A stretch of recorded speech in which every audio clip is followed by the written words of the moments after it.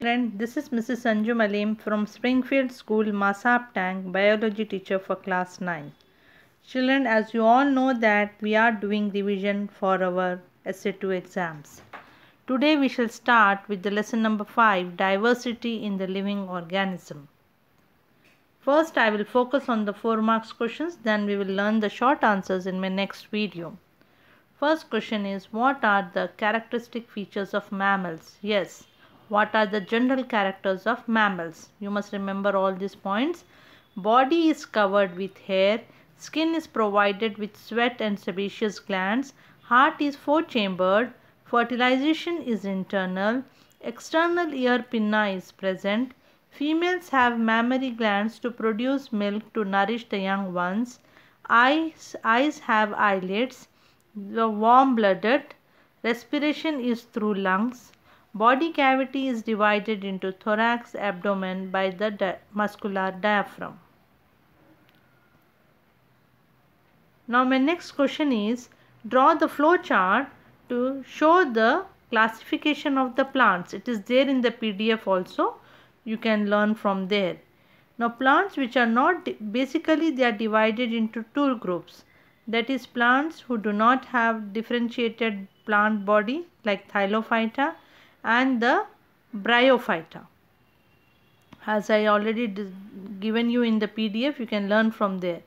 Plants whose body is differentiated into different parts and who is not divided into the plant's body is not differentiated into the different parts is Thylophyta, and the plant's body which is differentiated into the different parts, it is again of two types.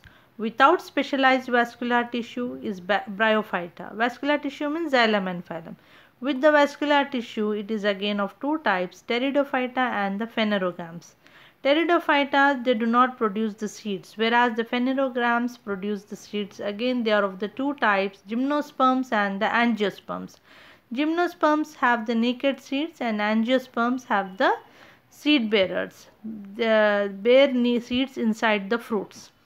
Again, the angiosperms are of the two types, dicots and monocots. Dicots have seeds with two cotyledons and monocots have seeds with one cotyledon. Try to learn to draw this flowchart. At the same time, we also have the animal kingdom flowchart, classification of the animal kingdom. What will you draw in this? That basically animal kingdom is divided into invertebrates and vertebrates. Invertebrates are again divided into the phylum Porifera, Nigeria, Coelenterata,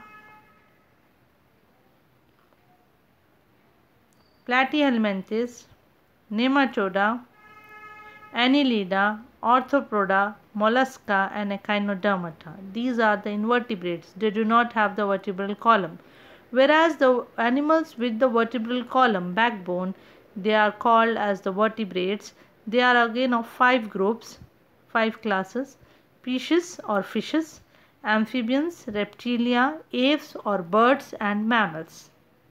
Please practice this flowchart. It is there in the PDF. Write the characteristic features of the Monera kingdom.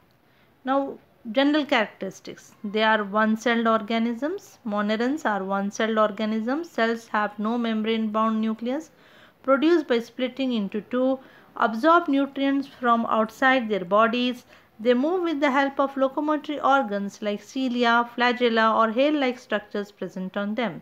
Some monerans cause disease, but others are helpful to people. If you see the examples, you have bacteria. They are of major 3 types: Archaebacteria, Eubacteria and Cyanobacteria.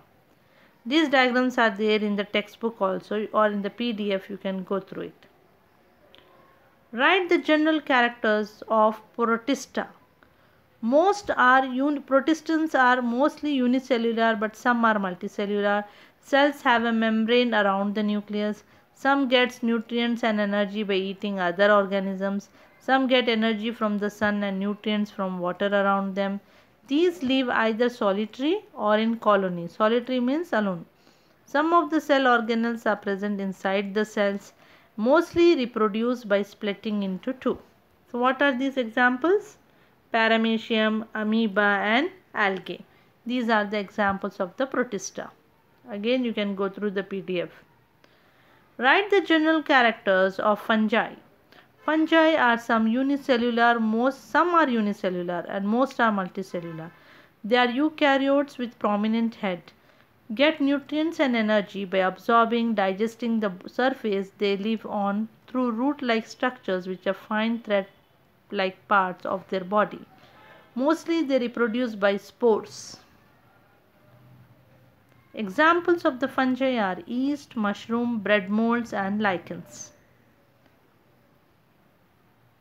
Can you observe in this slide? Children, I hope you understood the concept. My request is to start learning the answers. As there is no writing homework, I want you all to prepare well for your upcoming exams.